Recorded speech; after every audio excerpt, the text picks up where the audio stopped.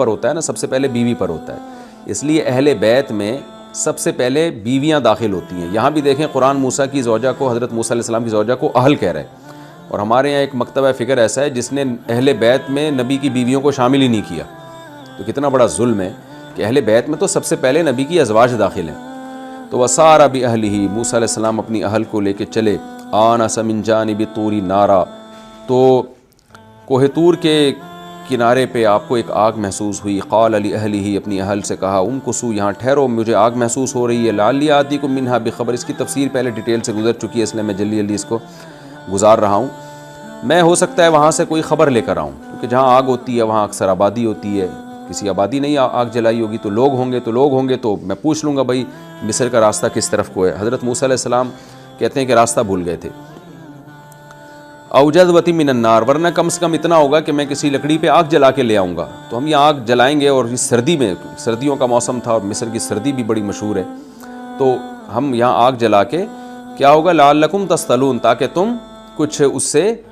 گرمی جو ہے وہ تمہیں مل جائے۔ اب موسیٰ علیہ السلام جمع کے صیغے جو استعمال کر رہے ہیں کہ تاکہ تمہیں، تو اس میں اس کا بھی امکان ہے کہ ہو سکتا ہے آپ کی اہلیہ کے ساتھ اور بھی کوئی لوگ ہوں، سسر بھی ہوں، یا جو اور بھی کوئی خاندان کے لوگ ہوں، یہ بھی ہے۔ عین ممکن ہے موسیٰ علیہ السلام کی اس وقت تک اولاد ہو چکی ہو، نکاح پہلے ہو چکا ہو، اور یہ بھی ممکن ہے کہ اپنی اہلیہ سے جمع کے صیغوں سے خطاب کر رہے ہوں احترام کے لیے، جیسے کہ بعض دفعہ جمع کا صیغہ اردو میں بھی ہم استعمال کرتے ہیں کسی کو رسپیکٹ اور عزت دینے کے لیے۔ فلما اتاہا، جب موسیٰ علیہ السلام اس آگ کے پاس آئے، نودی من شاطئ الوادی الایمن، تو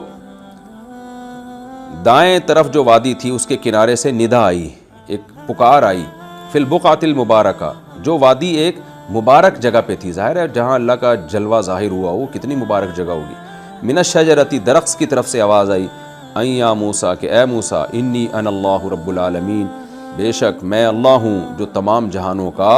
پالنے والا ہوں۔ وَأَنْ أَلْقِ عَصَاكَ، اور اے موسیٰ اپنی لاٹھی کو ڈال دے۔ فَلَمَّا رَآهَا تَهْتَزُّ، جب موسیٰ نے دیکھا کہ وہ ہل رہی ہے، كَأَنَّهَا جَانٌ، گویا کہ وہ باریک سانپ، یعنی پھرتی میں باریک سانپ جیسی تھی، ویسے تو اژدہا تھا۔ وَلَّا مُدْبِرًا، حضرت موسیٰ علیہ السلام نے پیٹھ پھیری، وَلَمْ يُعَقِّبْ، اور